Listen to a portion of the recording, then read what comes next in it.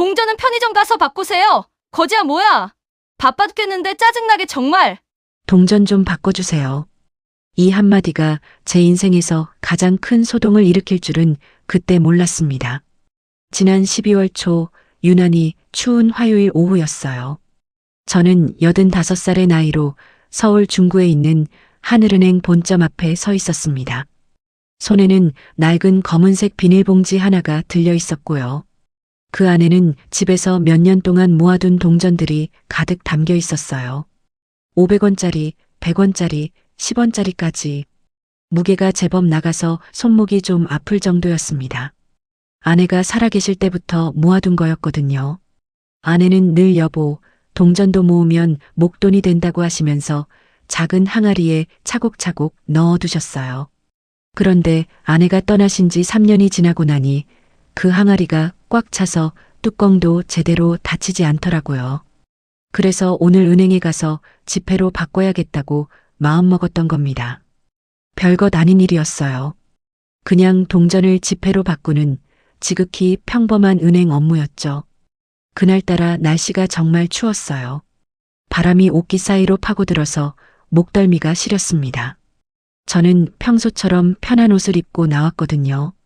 15년 전에 산 파란색 점퍼에 색이 바랜 회색 면바지, 그리고 밑창이 다 닳아서 걸을 때마다 삐걱거리는 운동화를 신고 있었어요.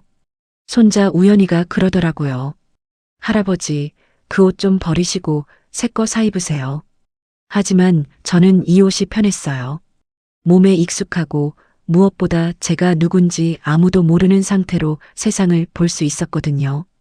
은행 유리문을 밀고 들어서는 순간 따뜻한 남방 바람이 얼굴을 감쌌습니다. 하지만 동시에 느껴지는 건 사람들의 차가운 시선이었어요. 로비는 넓고 깨끗했습니다. 대리석 바닥이 반들반들 빛났고 천장에는 커다란 샹들리에가 매달려 있었어요. 창구 앞에는 양복 정장을 차려입은 직장인들, 명품 핸드백을 든 부인들이 줄을 서 있었습니다. 그 사이에서 저는 확실히 튀었겠죠. 낡은 점퍼에 비닐봉지 하나 들고 서 있는 노인이었으니까요. 번호표를 뽑으러 가는데 뒤에서 속삭이는 소리가 들렸어요. 저 할아버지 뭐야? 옷 좀 봐. 노숙자 아닌가? 여기 왜 온 거지? 은행이 무슨 쉼터도 아니고. 목소리를 낮췄지만 충분히 들을 수 있었습니다. 저는 모르는 척하고 번호표를 뽑았어요. 사실 이런 대우에는 어느 정도 익숙해져 있었거든요. 검소하게 살다 보니 사람들이 제 겉모습만 보고 판단하는 일이 한두 번이 아니었으니까요. 대기 의자에 앉으려는데 옆에 앉아있던 중년 여성이 슬그머니 자리를 옮기더라고요. 마치 제 옆에 앉아있기가 불편한 것처럼요. 그 여성은 일어나면서 작게 중얼거렸어요. 아이고, 냄새나. 저는 아침에 깨끗이 씻고 왔는데 말이죠. 면도도 하고 머리도 빗고 옷도 빨아 입은 것을 입었는데요. 하지만 사람들 눈에는 그저 초라한 노인으로만 보였나 봅니다. 대기 의자에 앉아서 비닐봉지를 무릎 위에 올려놓았어요. 봉지 안에서 동전들이 딸그랑 소리를 냈습니다.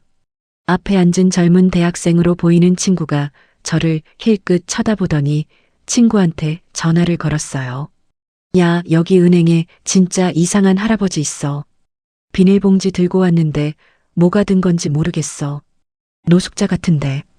목소리를 낮췄지만 다 들렸습니다. 저는 그냥 가만히 앉아 있었어요. 화를 내봤자 소용없다는 걸 알았거든요. 세상은 원래 이런 곳이니까요. 겉모습으로 사람을 판단하고 먼저 편견을 갖고 나중에 진실을 아는 거죠. 번호표를 보니 제 차례까지 아직 7명이나 남아 있었어요. 시간이 꽤 걸릴 것 같았습니다. 저는 가만히 앉아서 사람들을 관찰했어요. 창구 직원들은 양복 입은 고객들에게는 환한 미소로 대하고 공손하게 인사하더라고요. 어서 오세요. 편하게 앉으세요. 무엇을 도와드릴까요? 하지만 나이 든 어르신들에게는 조금 달랐어요. 목소리가 좀 더 크고 말투가 좀 더 짧고 표정도 덜 친절했습니다. 마치 귀찮다는 듯이요. 로비 한쪽에서는 안내 데스크 직원들이 모여서 수군거리고 있었어요. 그들의 시선이 가끔 제게로 향하는 게 느껴졌습니다. 아마 제가 무슨 문제를 일으키지 않을까 걱정하고 있었나 봐요. 한 할머니가 저에게 다가와서는 친절하게 말씀하셨어요. 어르신, 여기는 복지 상담하는 곳이 아니에요. 혹시 길 잃으셨어요? 동사무소는 저쪽이거든요. 그 할머니는 정말 순수한 마음으로 저를 도우려고 했던 것 같아요. 저는 웃으며 대답했습니다. 아닙니다. 저는 은행 업무가 있어서 왔어요. 고맙습니다. 할머니는 의아한 표정을 지으시더니 고개를 갸웃하고 돌아가셨어요. 아마 믿기 어려웠나 봅니다. 이런 차림의 노인이 무슨 은행 업무가 있겠냐고 생각하셨겠죠. 전광판에 제 번호가 떴을 때 저는 천천히 일어났습니다. 무릎이 좀 아파서 걸음이 약간 절뚝거렸어요. 오래된 관절염 때문이거든요. 그 모습 때문에 더 많은 시선이 저에게 쏠렸습니다. 6번 창구로 걸어가는데 한 아이가 엄마에게 물어보는 소리가 들렸어요. 엄마, 저 할아버지는 왜 저렇게 걸어? 쉿, 조용히 해. 저런 분들도 계시는 거야. 아이의 순수한 궁금증이었지만 그 상황이 참 씁쓸했습니다. 저는 고개를 들고 당당하게 창구로 걸어갔어요. 비록 겉모습은 초라해 보일지 몰라도 제 안에는 아무도 모르는 이야기가 있었으니까요. 창구 앞에 섰을 때 명찰을 보니 선아래라고 적혀 있었습니다. 20대 후반으로 보이는 여직원이었어요. 그녀는 컴퓨터 화면을 보고 있다가 저를 올려다봤는데 순간 표정이 굳어지는 게 보였습니다. 불편한 시선이었어요. 마치 원하지 않는 손님을 맞이하는 것처럼요. 하지만 저는 예의를 지키며 정중하게 인사했습니다. 안녕하세요. 선아래는 짧게 대답했어요. 무슨 일이세요? 다른 고객들에게는 분명히 어떤 업무를 도와드릴까요? 라고 정중하게 물어봤을 텐데 저에게는 달랐습니다. 목소리도 차갑고 표정도 영 좋지 않았어요. 저는 무릎 위에 올려놨던 비닐봉지를 들어보이며 말했습니다. 동전을 지폐로 바꾸고 싶습니다. 선아래는 제 말을 듣고 비닐봉지를 힐끗 쳐다봤어요. 그리고는 한숨을 푹 쉬더니 눈을 굴리는 게 보였습니다. 마치 또 이런 일로 왔어? 라는 표정이었죠. 동전이요? 목소리에 짜증이 섞여 있었어요. 제가 뭔가 잘못된 일을 요청한 것처럼요. 네, 오래 모아뒀던 건데요. 지폐로 바꿔주시면 감사하겠습니다. 저는 최대한 정중하게 말했습니다. 하지만 선아래의 반응은 냉담했어요. 할아버지, 동전 교환은 그냥 편의점에서 하시면 되잖아요. 왜 은행까지 오셨어요? 순간 귀를 의심했습니다. 은행이 동전을 지폐로 바꿔주는 곳 아닌가요? 제가 잘못 알고 있었나 싶었어요. 편의점에서요? 하지만 양이 좀 많아서요. 은행에서 해주시면 안 될까요? 제가 다시 정중하게 부탁하자 선아래는 완전히 불쾌한 표정을 지었습니다. 할아버지, 여기 바쁘거든요. 동전 몇 개 바꾸는 거 가지고 은행에 오시면 어떡해요. 다른 고객분들도 기다리시잖아요. 목소리가 점점 커졌어요. 옆 창구 직원들도 이쪽을 쳐다보기 시작했습니다. 대기하던 고객들도 하나둘씩 고개를 돌리며 무슨 일인가 싶어 쳐다봤어요. 그래도 은행 업무 아닌가요? 동전도 돈인데. 제가 조심스럽게 말하자 선아래는 코웃음을 쳤습니다. 아이고, 동전이 얼마나 된다고요? 10만 원도 안 될 것 같은데 이렇게 호들갑을 떠세요? 그 말에 주변에서 킥킥 웃는 소리가 들렸어요. 고객 몇몇이 저를 보며 비웃고 있었습니다. 얼굴이 화끈거렸어요. 하지만 저는 참았습니다. 확인이라도 해주시면 안 될까요? 확인할 필요도 없어요. 봉지 크기만 봐도 알겠는데요. 할아버지, 진짜로 편의점 가세요. 거기서 하시면 되니까요. 선아래는 이제 완전히 귀찮다는 표정으로 손을 내저었어요. 마치 파리를 쫓듯이요. 그 순간 뒤에서 대기하던 한 중년 남성이 큰 소리로 말했습니다. 아이고, 저런 걸로 은행에 오면 어떡해요. 우리도 바쁜데. 다른 고객도 거들었어요. 맞아요. 동전은 마트 가면 기계 있잖아요. 거기서 하시지. 사람들의 속삭임이 점점 커졌습니다. 저는 그 자리에 서서 비닐봉지를 꽉 쥐었어요. 손이 떨렸습니다. 화가 나서가 아니라 서러워서였어요. 동전도 분명히 돈인데 왜 이렇게 무시를 당해야 하는 걸까요? 제가 입은 옷이 낡았다고, 나이가 많다고, 비닐봉지에 동전을 담아왔다고 이렇게 대해도 되는 걸까요? 선아래는 제가 여전히 서 있자 더욱 짜증스러운 표정을 지었어요. 할아버지, 아직도 안 가세요? 다음 고객분 기다리시는데요. 실제로 제 뒤에 젊은 여성이 서 있었어요. 그녀는 저를 쳐다보며 불편한 표정을 지었습니다. 마치 빨리 비키라는 눈빛이었죠. 그럼 정말 안 되는 건가요? 제가 마지막으로 물어보자 선아래는 큰 소리로 대답했어요. 안 됩니다. 동전 교환은 저희 은행 업무가 아니에요. 이해하셨으면 이제 가세요. 목소리가 워낙 커서 로비 전체에 울려 퍼졌습니다. 모든 사람들이 저를 쳐다봤어요. 안내 데스크 직원들, 다른 창구 직원들, 대기 중인 고객들 모두가요. 그 순간 정말 창피했습니다. 85평생 살아오면서 이런 모욕을 당한 적이 없었거든요. 하지만 저는 아직 포기하지 않았어요. 그럼 담당자를 바꿔주시거나 아니면 지점장님을 만날 수 있을까요? 제 말에 선아래는 어이없다는 듯 웃었어요. 비웃음이었습니다. 지점장님요? 할아버지, 지점장님이 얼마나 바쁘신 분인데 동전 몇 개 때문에 시간을 내시겠어요? 정말 웃기시네요. 옆 창구에 있던 다른 직원도 거들었어요. 나래야, 뭔 일이야? 아, 동전 바꾸러 오셨대요. 편의점 가시라고 했는데 자꾸 안 가시고. 두 직원이 서로 보며 피식 웃었습니다. 제가 마치 말도 안 되는 요구를 하는 것처럼요. 로비 대기석에 앉아있던 한 할머니가 저에게 다가와서 팔을 잡으며 말씀하셨어요. 어르신, 여기서 이러지 마시고 그냥 가세요. 창피하잖아요. 저 사람들 말이 맞아요.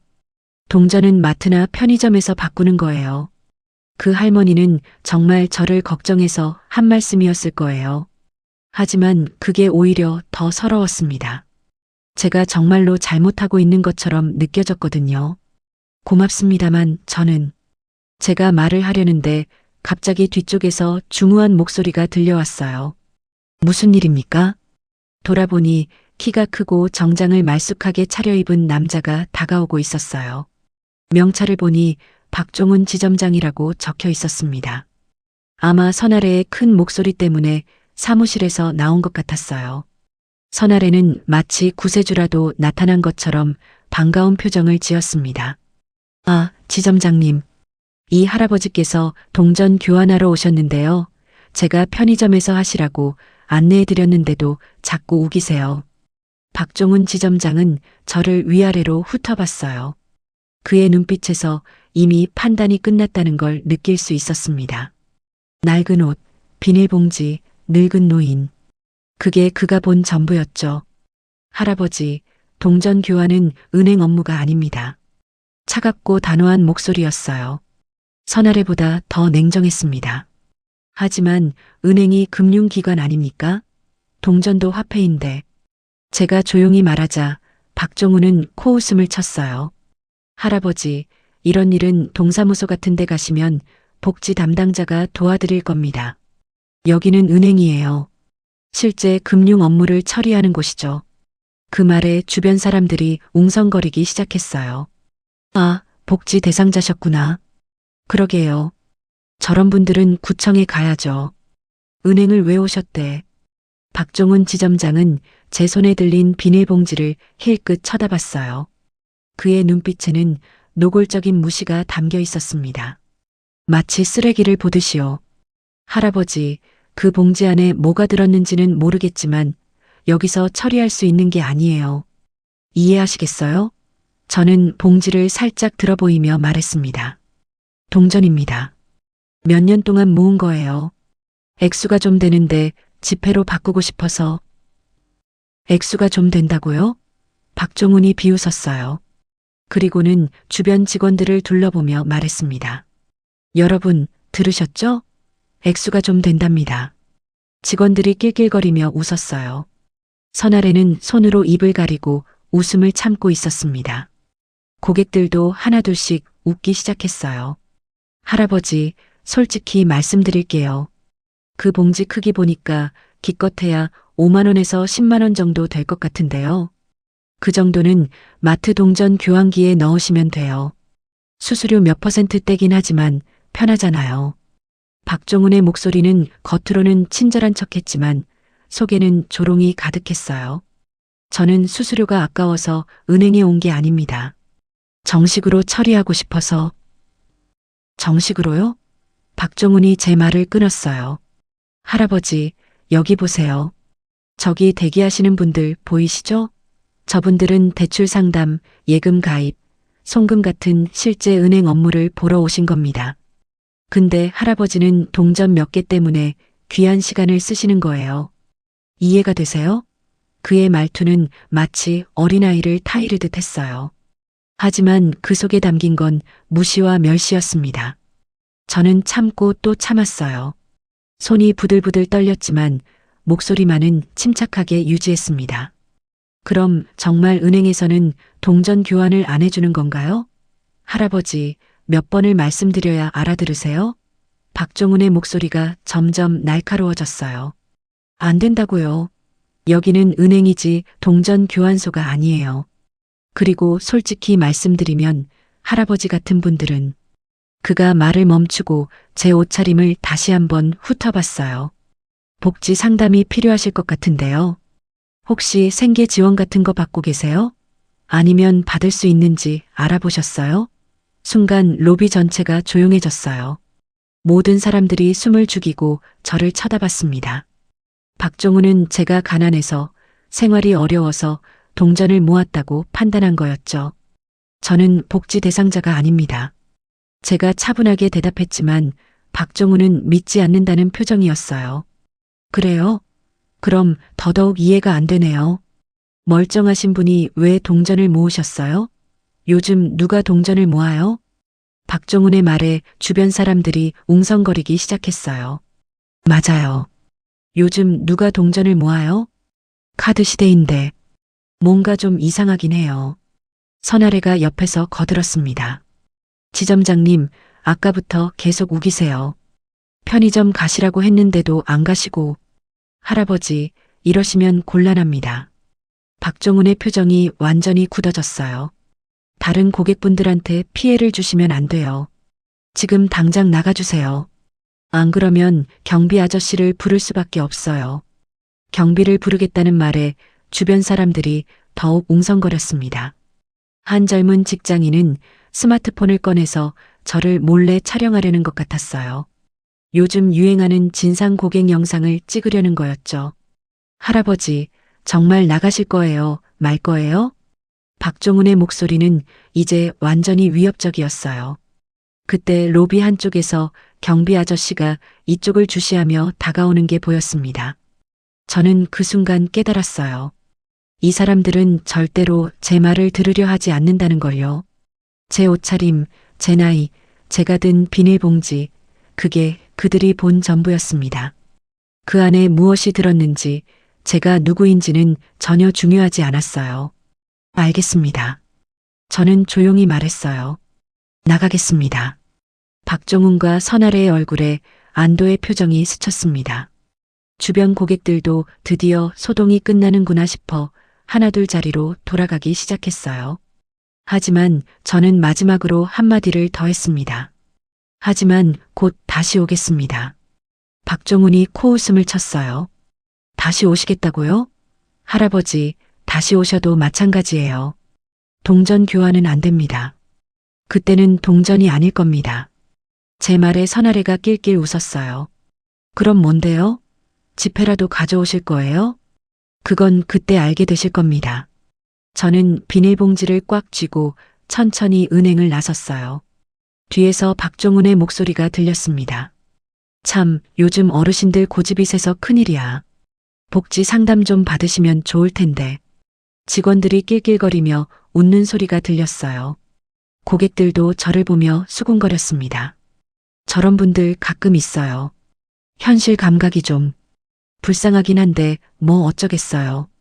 동전 가지고 은행에 오시면 어떡해. 저는 그 모든 소리를 들으며 은행 문을 밀고 나갔습니다. 차가운 바람이 얼굴을 때렸어요. 하지만 제 마음은 오히려 뜨거워지고 있었습니다. 밖으로 나와 벤치에 앉았어요. 비닐봉지를 무릎 위에 올려놓고 깊게 숨을 들이쉬었습니다. 지금까지 참아온 모든 분노가 끓어오르고 있었어요. 하지만 동시에 차분해지기도 했습니다. 곧 모든 게 뒤바뀔 거라는 확신이 있었거든요. 제 손에 든 이 낡은 비닐봉지처럼 겉모습만으로는 안을 알 수 없는 법이니까요. 하늘을 올려다봤어요. 구름이 잔뜩 끼어 있었고 곧 눈이라도 내릴 것 같았습니다. 저는 주머니에서 휴대폰을 꺼냈어요. 오래된 폴더폰이었지만 제게 필요한 연락을 하기에는 충분했습니다. 전화번호부를 찾아보다가 그 이름을 발견했어요. 이태석 비서. 손가락으로 통화 버튼을 눌렀습니다. 신호음이 2번 울리자마자 익숙한 목소리가 들려왔어요. 회장님, 안녕하세요. 태석아, 지금 어디 있니? 제 목소리는 평소와 다름없이 차분했어요. 하지만 이태석은 제 목소리 톤만 들어도 뭔가 일이 있다는 걸 눈치챘나 봅니다. 사무실에 있습니다, 회장님. 무슨 일이시죠? 하늘은행 본점 앞으로 와줘. 그리고 주성민 본부장도 함께 데려와. 하늘은행 본점이요? 지금 바로 출발하겠습니다. 혹시 급하신 일이십니까? 급한 건 아니지만 중요한 일이야. 최대한 빨리 와줘. 알겠습니다. 15분 안에 도착하겠습니다. 전화를 끊고 나니 옆에서 익숙한 목소리가 들렸어요. 할아버지. 돌아보니 손자 우연이가 헐레벌떡 달려오고 있었습니다. 오늘 병원 검진을 마치고 같이 집에 가기로 했었는데 제가 잠깐 은행에 들른다고 해서 밖에서 기다리고 있었거든요. 할아버지, 왜 이렇게 빨리 나오셨어요? 업무 다 보셨어요? 우연이는 25살의 대학원생이에요. 착하고 순수한 아이죠. 제가 평소 얼마나 검소하게 사는지 잘 알지만 제 진짜 정체는 모르고 있었어요. 아니야, 우연아. 업무를 못 봤어. 왜요? 무슨 문제라도 있었어요? 우연이가 걱정스러운 표정으로 제 얼굴을 들여다봤어요. 저는 비닐봉지를 들어보이며 말했습니다.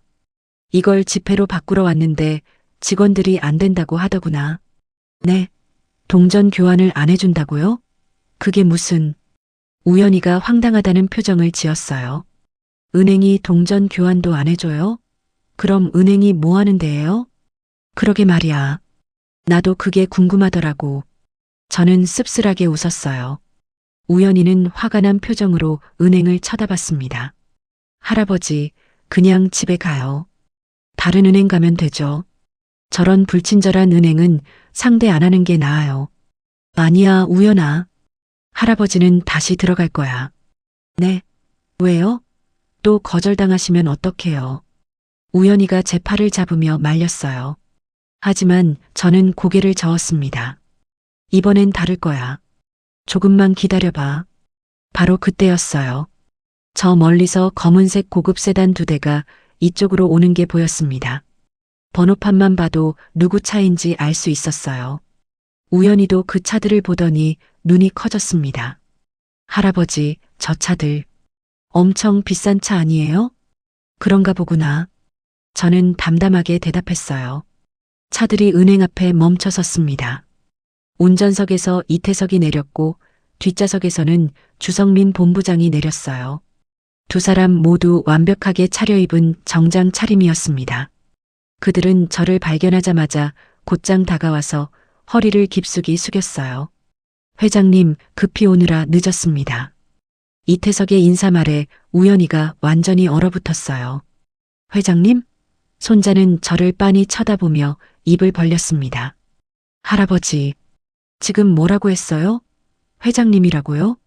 저는 우연이를 보며 부드럽게 미소 지었어요. 우연아, 할아버지가 지금까지 말 안 한 게 있어. 네. 할아버지는 대한그룹 회장이란다. 우연이의 눈이 더욱 커졌어요. 대한그룹은 국내 10대 대기업 중 하나였거든요. 건설, 금융, 유통, 호텔업까지 여러 분야에 걸쳐 사업을 하는 큰 회사였습니다. 대한그룹이요? 그 큰 회사의 회장님이시라고요? 응. 그런데 할아버지는 평소에 이렇게 검소하게 살고 싶어서 그래. 그리고 저는 은행을 돌아보며 말했어요. 사람들의 진짜 모습을 보고 싶기도 했고, 우연히는 아직도 믿기지 않는다는 표정이었어요. 당연했죠. 지금까지 봐온 할아버지는 그냥 평범한 노인이었으니까요. 그럼 아까 은행에서, 응, 일부러 그랬어. 사람들이 나를 어떻게 대하는지 보고 싶었거든. 주성민 본부장이 조심스럽게 물어봤어요. 회장님, 무슨 일이 있으셨습니까? 저는 손에 든 비닐봉지를 들어 보이며 차분하게 설명했습니다. 이 안에 동전이 들어있어. 몇 년 동안 모은 거지. 그걸 지폐로 바꾸러 은행에 갔더니, 그리고는 안에서 있었던 일들을 하나하나 이야기했어요. 선아래가 한 말, 박종훈 지점장이 한 행동, 주변 고객들의 반응까지요. 이야기를 듣는 동안 이태석과 주성민의 표정이 점점 굳어졌습니다. 특히 주성민은 금융본부장이었기 때문에 하늘은행과도 깊은 관계가 있었어요. 회장님, 그런 일이 정말 죄송합니다. 제가 하늘은행과 거래를 총괄하는 입장인데 자네 잘못이 아니야, 성민아. 그 사람들 잘못이지. 저는 은행을 바라보며 말했어요. 그런데 말이야, 우리가 하늘은행에 얼마나 예치하고 있지? 주성민이 즉시 대답했습니다. 정확히는 5,200억 원입니다. 하늘은행 전체 예치금의 약 17%에 해당합니다. 5,200억이라 저는 천천히 그 숫자를 되뇌었어요. 우연히는 그 액수를 듣고 완전히 말을 잃었습니다. 손자의 얼굴이 새하얗게 질렸어요. 할아버지, 5,200억이요? 그게 정말이에요? 응. 하늘은행에만 그 정도 있고 다른 은행들에도 돈이 있어. 우연히는 더 이상 말을 하지 못하고 그저 저를 멍하니 바라봤어요. 지금까지 검소하게 사시던 할아버지가 사실은 수조 원대의 자산을 가진 재벌 총수였다는 사실이 믿기지 않았을 거예요. 저는 주성민을 바라보며 물었습니다. 성민아, 만약 우리가 그 돈을 모두 인출하면 어떻게 될까? 주성민이 잠시 생각하더니 신중하게 대답했어요. 하늘은행 주가는 즉시 폭락할 것입니다. 다른 고객들이 불안해서 인출 러시가 시작될 가능성이 높고요. 최악의 경우 은행이 경영 위기에 처할 수 있습니다. 그렇구나. 저는 고개를 끄덕였어요. 이태석이 조심스럽게 물어봤습니다. 회장님, 혹시 정말로? 응, 전액 인출하자. 제 말에 이태석과 주성민이 서로 눈빛을 교환했어요. 우연히는 깜짝 놀라서 제 팔을 잡았습니다. 할아버지, 그건 너무 심한 거 아니에요? 동전 교환 안 해준 것 때문에 은행을 망하게 하시려고요? 우연아. 저는 손자를 부드럽게 바라보며 말했어요. 이건 동전 문제가 아니야. 사람을 대하는 태도의 문제지. 만약 내가 정말로 가난한 노인이었다면 어땠을까? 그 사람들은 나를 사람으로 봤을까? 우연히는 할 말이 없다는 표정이었어요. 겉모습으로 사람을 판단하고 나이 들었다고 무시하고 도움이 필요한 사람을 쫓아내는 은행이라면 그런 은행은 교육이 필요해. 제 목소리는 차분했지만 그 안에는 단단한 결심이 담겨 있었습니다. 알겠습니다, 회장님. 주성민이 고개를 숙였어요. 지금 바로 준비하겠습니다. 그리고 성민아, 하나 더. 네, 회장님. 앞으로 대한그룹은 하늘은행과 모든 거래를 중단해 급여 계좌, 법인 계좌, 투자 자금 전부 다른 은행으로 옮기자. 주성민의 얼굴이 굳어졌어요. 그 결정이 얼마나 큰 파장을 일으킬지 잘 알고 있었거든요. 회장님, 그렇게 되면 하늘은행은?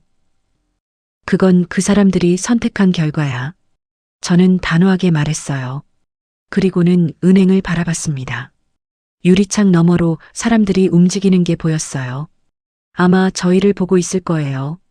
실제로 은행 안에서는 몇몇 직원들이 창가로 모여들어 밖을 내다보고 있었습니다. 고급 차량 2대가 은행 앞에 서 있고 정장을 입은 사람들이 낡은 옷을 입은 노인에게 고개를 숙이고 있는 모습이 얼마나 이상해 보였을까요? 저 사람들 뭐야? 아까 그 할아버지 아니야? 설마 저 할아버지랑 무슨 관계가 있는 건가? 직원들이 수군거리는 소리가 희미하게 들렸어요. 하지만 아직도 그들은 상황을 제대로 파악하지 못하고 있었습니다. 5,200억이라. 저는 천천히 그 숫자를 되뇌었어요. 우연히는 그 액수를 듣고 완전히 말을 잃었습니다. 손자의 얼굴이 새하얗게 질렸어요. 할아버지, 5,200억이요? 그게 정말이에요? 응. 하늘은행에만 그 정도 있고 다른 은행들에도 돈이 있어. 우연히는 더 이상 말을 하지 못하고 그저 저를 멍하니 바라봤어요. 지금까지 검소하게 사시던 할아버지가 사실은 수조 원대의 자산을 가진 재벌 총수였다는 사실이 믿기지 않았을 거예요. 저는 주성민을 바라보며 물었습니다. 성민아, 만약 우리가 그 돈을 모두 인출하면 어떻게 될까? 주성민이 잠시 생각하더니 신중하게 대답했어요. 하늘은행 주가는 즉시 폭락할 것입니다. 다른 고객들이 불안해서 인출 러시가 시작될 가능성이 높고요. 최악의 경우 은행이 경영 위기에 처할 수 있습니다. 그렇구나.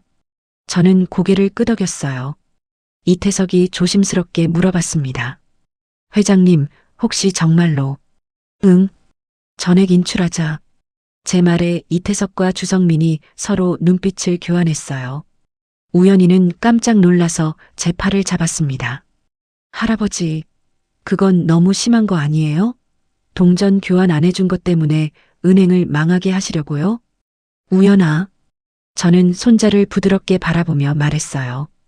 이건 동전 문제가 아니야. 사람을 대하는 태도의 문제지. 만약 내가 정말로 가난한 노인이었다면 어땠을까? 그 사람들은 나를 사람으로 봤을까?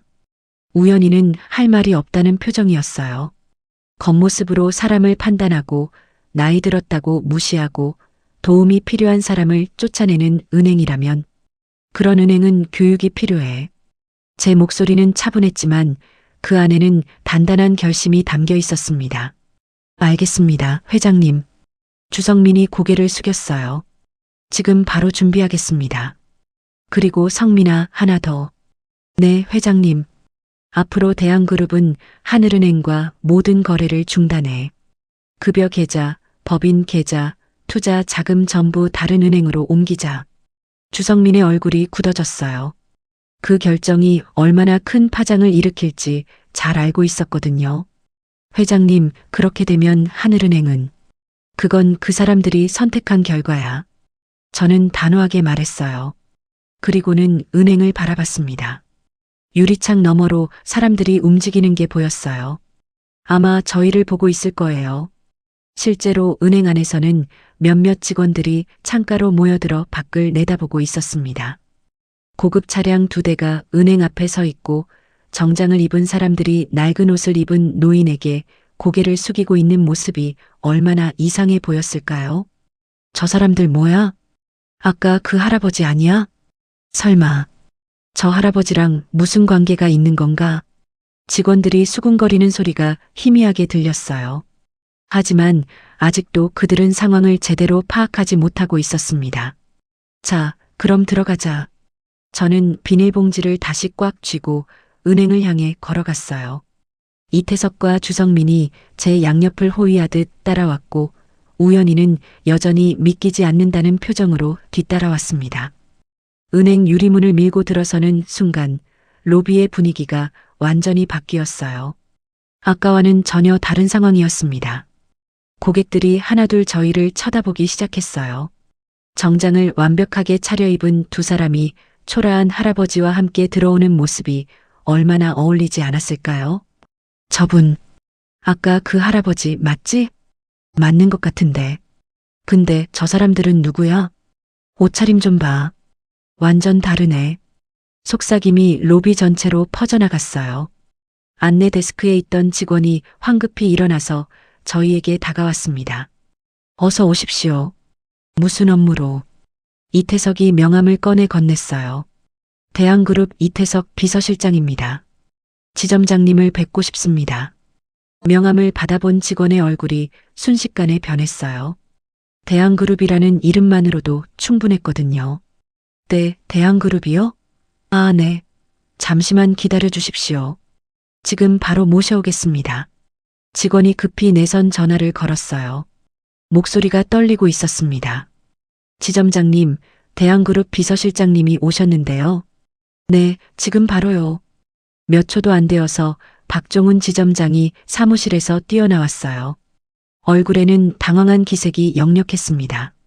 하지만 동시에 중요한 고객을 맞이하는 직업적인 미소도 띠고 있었어요. 어서 오십시오. 대한그룹 비서실장님이시라고요? 박종훈이 이태석에게 인사하려고 다가오다가 제 모습을 발견하고는 완전히 얼어붙었어요. 저분이. 그의 목소리가 떨리기 시작했어요. 얼굴이 새하얗게 변했습니다. 창구에 있던 선아래도 이쪽을 보고 있었어요. 처음에는 무슨 일인지 모르겠다는 표정이었지만 점차 제 얼굴을 알아보는 것 같았습니다. 주성민 본부장이 앞으로 나서며 차분하지만 단호한 목소리로 말했어요. 소개해드리겠습니다. 이분이 저희 대한그룹 정혜룡 회장님이십니다. 순간 은행 로비가 완전히 조용해졌어요. 고객들, 직원들 모두가 숨을 죽이고 있었습니다. 누군가 물건을 떨어뜨리는 소리마저 크게 들릴 정도로 조용했어요. 박종훈의 얼굴이 더욱 창백해졌어요. 다리가 후들거리기 시작했습니다. 손이 떨려서 서류철을 제대로 잡지도 못하고 있었어요. 회장님. 선아래는 창구에서 일어나려다가 그만 의자를 뒤로 넘어뜨렸어요. 쿵 하는 소리가 조용한 로비에 울려 퍼졌습니다. 그녀의 얼굴도 완전히 하얗게 질려 있었어요. 주성민이 큰 목소리로 말했어요. 이분은 저희 은행의 최우수 고객이십니다. 5,200억 원을 예치하고 계신 분이시죠. 5,200억. 그 숫자가 떨어지자마자 은행 안이 완전히 뒤집어졌어요. 뭐라고요? 5,200억? 저 할아버지가? 고객들이 웅성거리기 시작했고 직원들은 모두 충격에 빠졌습니다. 아까 저를 비웃던 고객들의 얼굴이 창백해졌어요. 특히 저를 노숙자라고 했던 사람들은 어디 숨고 싶어 하는 것 같았습니다. 저는 박종훈을 바라보며 조용히 말했어요. 지점장님, 아까 뭐라고 하셨죠? 박종훈은 입술을 떨며 아무 말도 하지 못했어요. 동전 교환은 은행 업무가 아니라고 하셨나요? 그건. 그리고 저보고 동사무소 가서 복지 상담 받으라고 하셨죠? 제 목소리는 차분했지만 로비 전체에 울려 퍼질 정도로 또렷했습니다. 박종훈은 완전히 말을 잃었어요. 입만 벌린 채 아무 소리도 내지 못하고 있었습니다. 옆에 서 있던 선아래도 마찬가지였어요. 얼굴이 새하얗게 질려서 눈물이 글썽거리기 시작했습니다. 저는 손에 든 비닐봉지를 살짝 들어보이며 말했어요. 이 안에 든 동전 바꿔주실 필요 없습니다. 박종훈이 희망이라도 생긴 것처럼 고개를 끄덕였어요. 아, 네. 회장님, 정말 죄송합니다. 제가 정말 몰라 뵙고. 아직 끝나지 않았어요. 제 차가운 목소리에 박종훈의 말이 끊겼습니다. 동전은 필요 없고요. 대신 다른 걸 인출하려고 합니다. 네. 무엇을 말씀이십니까? 저는 주성민을 바라봤어요. 주성민이 서류 가방에서 미리 준비해 온 서류들을 꺼내기 시작했습니다. 5,200억 원 전액 인출하겠습니다. 그 말이 떨어지자마자 은행 안이 완전히 아수라장이 되었어요. 5천억을 다 빼신다고? 세상에. 그럼 이 은행 어떻게 되는 거야? 고객들의 웅성거림이 점점 커졌습니다. 박종훈은 완전히 무너져 내렸어요. 다리에 힘이 풀려서 옆에 있던 책상을 붙잡고서야 겨우 서 있을 수 있었습니다. 회장님, 그건 안 됩니다. 제발. 안 된다고요? 저는 고개를 갸웃했어요. 아까는 제가 동전 몇 개 바꾸자고 하니까 안 된다고 하셨잖아요. 근데 제 돈을 인출하는 건 왜 안 됩니까? 그게 아니라. 박종훈은 말을 잇지 못했어요. 이마에서 식은땀이 줄줄 흘러내렸습니다. 주성민이 서류를 박종훈에게 내밀며 단호하게 말했어요. 지점장님, 전액 인출 서류입니다. 지금 즉시 처리해 주십시오. 박종훈이 서류를 받아들었지만 손이 너무 떨려서 제대로 잡지도 못했어요. 서류가 바닥에 떨어질 뻔했습니다. 선아래는 창구에 주저앉아 흐느끼기 시작했어요. 제가 정말 잘못했습니다. 회장님, 제발. 저는 선아래를 바라봤어요. 선아래 직원, 아까 뭐라고 하셨죠? 저는 동전 교환은 편의점에서 하라고 하셨죠. 그리고 제가 동전 가지고 은행에 와서 호들갑 떤다고 하셨고요. 선아래는 울음을 터뜨렸어요. 죄송합니다. 정말 죄송합니다. 제가 미쳤었어요. 제발 용서해 주세요. 하지만 저는 아직 끝내지 않았어요. 그리고 지점장님. 박종훈이 떨리는 목소리로 대답했어요. 네. 저더러 복지 상담 받으라고 하셨죠. 생계 지원 같은 거 받고 있냐고 물어보셨고요. 그건 제가 정말 죄송합니다. 제가 눈이 없었습니다. 바로 그때였어요. 대기석에 앉아있던 한 중년 남성이 벌떡 일어나서 자기 창구로 달려갔습니다. 저도 예금 인출하겠습니다. 지금 당장요. 그 목소리에 다른 고객들이 모두 돌아봤어요. 긴장감이 순식간에 퍼져나갔습니다. 박종훈은 완전히 말을 잃었어요. 입만 벌린 채 아무 소리도 내지 못하고 있었습니다. 옆에 서 있던 선아래도 마찬가지였어요. 얼굴이 새하얗게 질려서 눈물이 글썽거리기 시작했습니다. 저는 손에 든 비닐봉지를 살짝 들어보이며 말했어요. 이 안에 든 동전 바꿔주실 필요 없습니다. 박종훈이 희망이라도 생긴 것처럼 고개를 끄덕였어요. 네. 회장님, 정말 죄송합니다. 제가 정말 몰라 뵙고 아직 끝나지 않았어요. 제 차가운 목소리에 박종훈의 말이 끊겼습니다. 동전은 필요 없고요. 대신 다른 걸 인출하려고 합니다. 네. 무엇을 말씀이십니까? 저는 주성민을 바라봤어요. 주성민이 서류 가방에서 미리 준비해 온 서류들을 꺼내기 시작했습니다. 5,200억 원 전액 인출하겠습니다. 그 말이 떨어지자마자 은행 안이 완전히 아수라장이 되었어요. 5천억을 다 빼신다고? 세상에. 그럼 이 은행 어떻게 되는 거야? 고객들의 웅성거림이 점점 커졌습니다. 박종훈은 완전히 무너져 내렸어요. 다리에 힘이 풀려서 옆에 있던 책상을 붙잡고서야 겨우 서 있을 수 있었습니다. 회장님, 그건 안 됩니다. 제발, 안 된다고요? 저는 고개를 갸웃했어요. 아까는 제가 동전 몇 개 바꾸자고 하니까 안 된다고 하셨잖아요. 근데 제 돈을 인출하는 건 왜 안 됩니까? 그게 아니라. 박종훈은 말을 잇지 못했어요. 이마에서 식은땀이 줄줄 흘러내렸습니다. 주성민이 서류를 박종훈에게 내밀며 단호하게 말했어요. 지점장님, 전액 인출 서류입니다. 지금 즉시 처리해 주십시오. 박종훈이 서류를 받아들었지만 손이 너무 떨려서 제대로 잡지도 못했어요. 서류가 바닥에 떨어질 뻔했습니다. 선아래는 창구에 주저앉아 흐느끼기 시작했어요.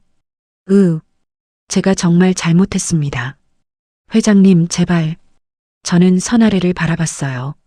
선아래 직원, 아까 뭐라고 하셨죠? 저는 동전 교환은 편의점에서 하라고 하셨죠. 그리고 제가 동전 가지고 은행에 와서 호들갑 떤다고 하셨고요. 선아래는 울음을 터뜨렸어요. 죄송합니다. 정말 죄송합니다. 제가 미쳤었어요. 제발 용서해 주세요. 하지만 저는 아직 끝내지 않았어요. 그리고 지점장님. 박종훈이 떨리는 목소리로 대답했어요. 네. 저더러 복지 상담 받으라고 하셨죠. 생계 지원 같은 거 받고 있냐고 물어보셨고요. 그건 제가 정말 죄송합니다. 제가 눈이 없었습니다. 바로 그때였어요. 대기석에 앉아있던 한 중년 남성이 벌떡 일어나서 자기 창구로 달려갔습니다. 저도 예금 인출하겠습니다. 지금 당장요. 그 목소리에 다른 고객들이 모두 돌아봤어요. 긴장감이 순식간에 퍼져나갔습니다. 저분이 5천억을 빼신다면서요? 그럼 이 은행 정말 위험한 거 아니에요? 한 아주머니가 불안해하며 큰 소리로 물어봤어요. 맞아요. 그런 큰 손이 돈을 다 빼간다는 건 뭔가 문제가 있다는 거잖아요. 다른 고객이 동조하며 말했습니다. 그러자 로비에 있던 고객들이 하나둘씩 움직이기 시작했어요. 나도 인출해야겠어. 이거 큰일 나겠는데? 맞아. 빨리 빼자. 늦으면 못 뺄 수도 있어. 5천억이면 이 은행 예치금의 상당 부분일 텐데. 은행이 망하기 전에 빨리 빼야 해. 고객들의 목소리가 점점 커지고 공포가 급속도로 퍼져나갔어요. 뱅크런이 시작되는 순간이었습니다. 모든 창구에 고객들이 줄을 서기 시작했어요. 어떤 사람은 스마트폰으로 급히 가족들에게 전화를 걸고 있었고, 어떤 사람은 은행 앱을 켜서 잔액을 확인하고 있었습니다. 박종훈의 얼굴이 더욱 창백해졌어요. 이제는 완전히 절망에 빠진 표정이었습니다. 여러분, 진정해 주십시오. 저희 은행은 완전히 안전합니다. 박종훈이 다급하게 소리쳤지만 이미 고객들은 그의 말을 믿지 않았어요. 안전하다고요? 그럼 왜 저분이 5천억을 다 빼가는 거예요? 뭔가 내부 사정을 아시는 거 아닌가요? 저런 부자가 돈을 빼간다는 건 분명 이유가 있을 거예요. 고객들의 의심은 더욱 커져만 갔어요. 저도 전액 인출이요. 나도요. 빨리 좀 처리해 주세요. 순식간에 모든 창구가 인출 대기 고객들로 꽉 찼습니다. 직원들은 패닉 상태에 빠져서 제대로 업무를 처리하지도 못하고 있었어요. 한 고객이 날카롭게 지적했어요. 동전도 제대로 못 바꿔주는 은행한테 무슨 돈을 맡겨요? 저분은 5천억이나 맡기셨는데 동전 바꾸는 것도 거절하다니. 맞아요. 고객을 저렇게 무시하는 은행을 어떻게 믿어요? 서비스도 엉망이고 이제 큰 고객마저 떠나간다니. 고객들의 불만이 폭발하기 시작했어요. 모두가 저를 보며 고개를 끄덕였습니다. 아까는 저를 비웃고 무시하던 사람들이 이제는 저를 이해하고 동정하고 있었어요. 저 할아버지가 얼마나 기분 나쁘셨겠어요. 나 같아도 돈 다 뺄 거야. 당연하지. 동전 몇 개 바꾸는 것도 거절하면서 5천억은 맡아놨대요. 뻔뻔하네. 박종훈은 이제 완전히 무너져서 저에게 다가와 무릎을 꿇었어요. 회장님, 제발 용서해 주십시오. 제발입니다. 선아래도 바닥에 엎드려서 울면서 빌었어요. 회장님, 저 정말 잘못했어요. 제발, 제발 한 번만 용서해 주세요.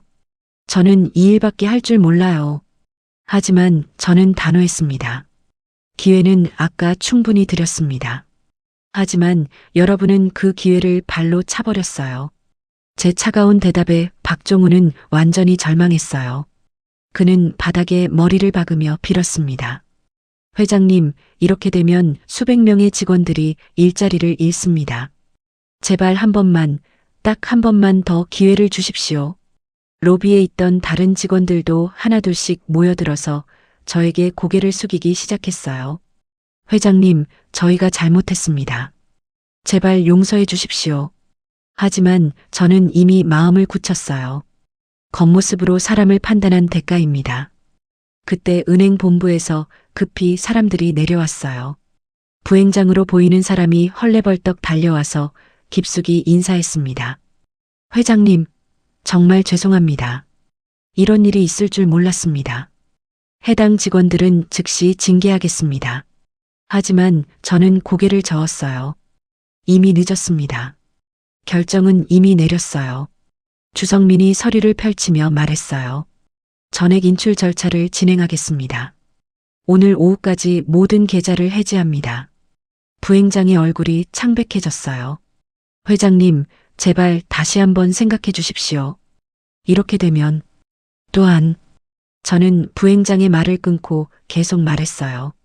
대한그룹은 오늘부로 하늘은행과의 모든 거래를 중단합니다.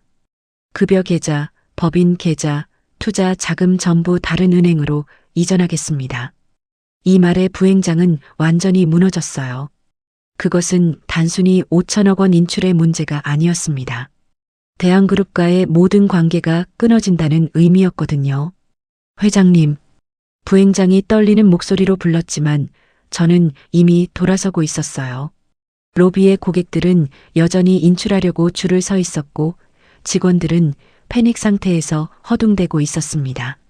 선아래와 박종우는 바닥에 주저앉아 울고 있었어요. 저는 마지막으로 그들을 돌아보며 말했습니다. 아까 제가 말했죠. 곧 다시 오겠다고. 그때는 좀 다른 모습일 거라고. 은행을 나서는 순간 뒤에서 울음소리가 더욱 커졌어요. 선아래의 절규가 유리문 너머로 들려왔습니다.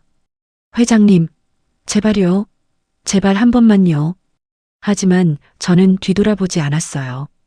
우연히가 제 옆에서 조심스럽게 말했습니다. 할아버지, 정말 괜찮으세요? 응, 괜찮아. 저는 손자의 어깨를 토닥이며 말했어요.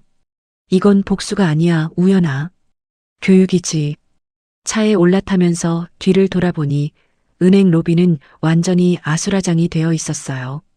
고객들은 계속 줄을 서 있었고 직원들은 어쩔 줄 몰라 하고 있었습니다.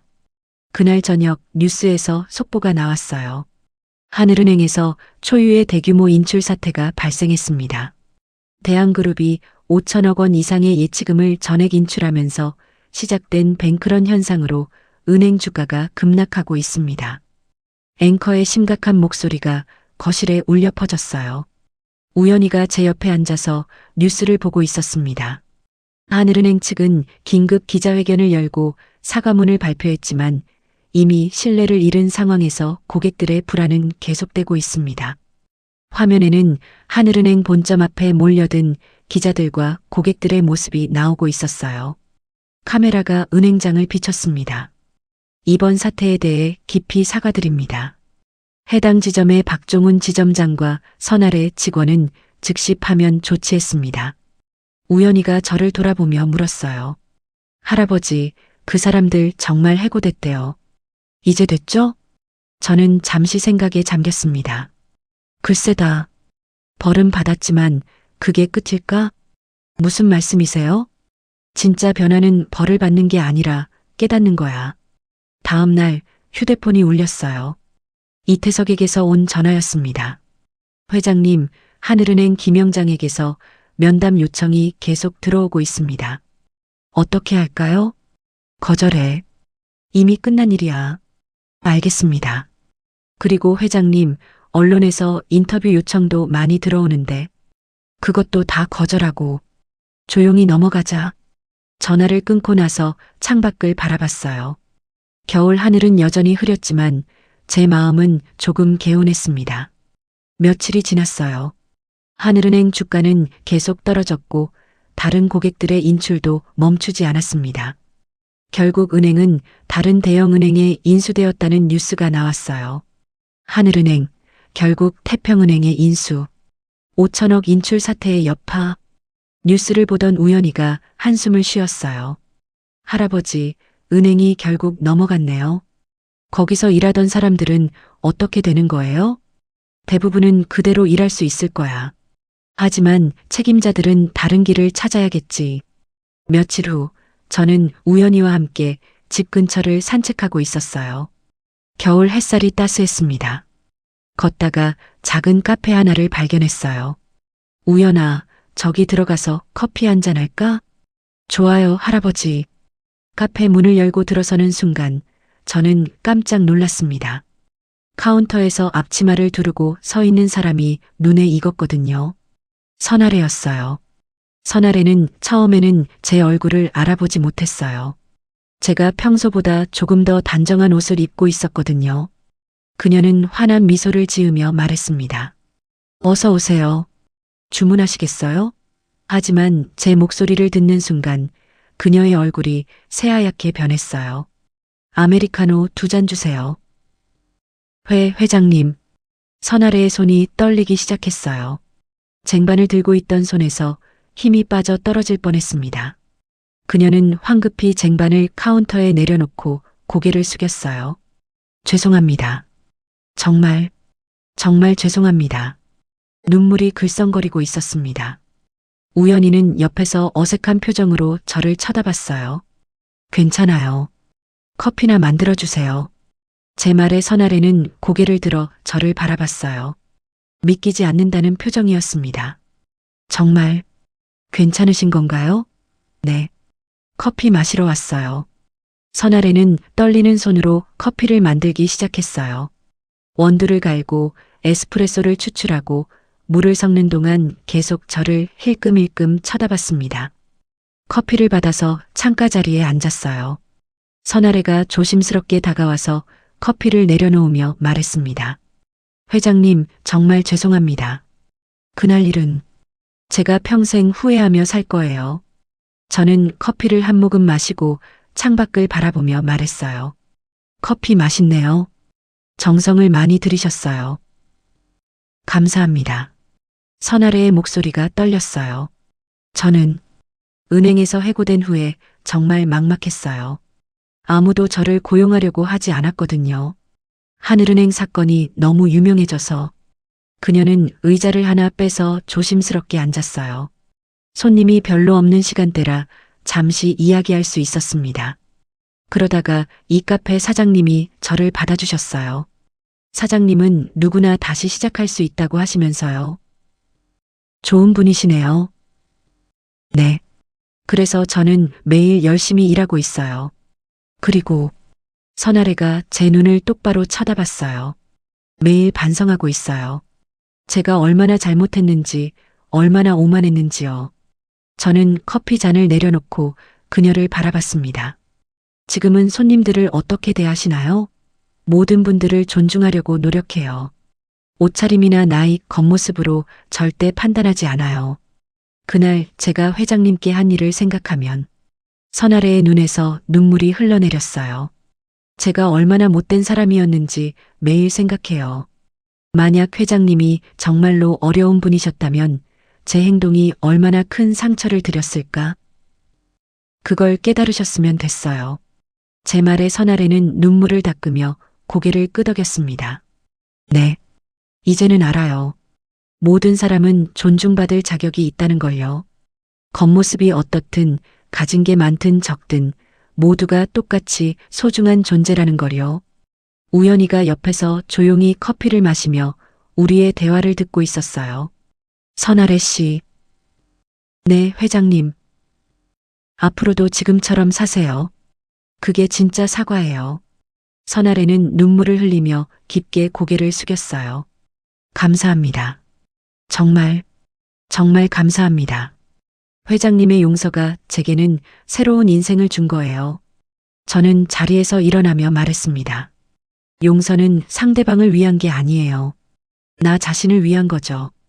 미워하고 원망하면 결국 내 마음만 아프니까요.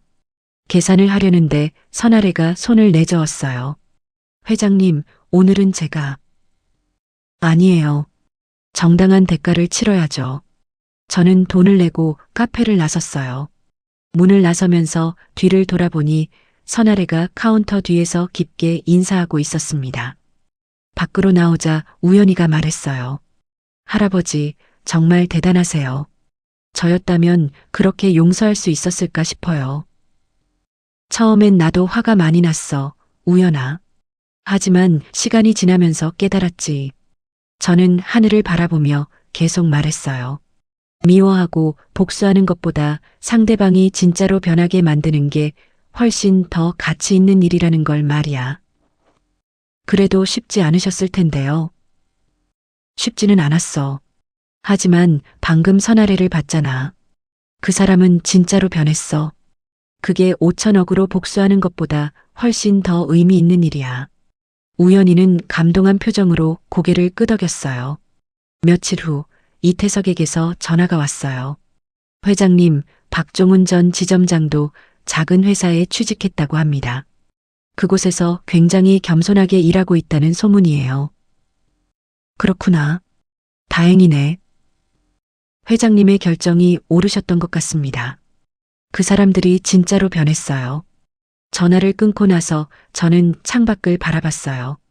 겨울이 지나고 봄이 오고 있었습니다. 나무가지에 새싹이 돋아나기 시작했어요. 그날 저녁 우연이와 함께 한강공원을 산책했어요. 강물이 반짝이고 있었습니다. 우연아, 오늘 할아버지가 너한테 가르쳐 줄 게 있어.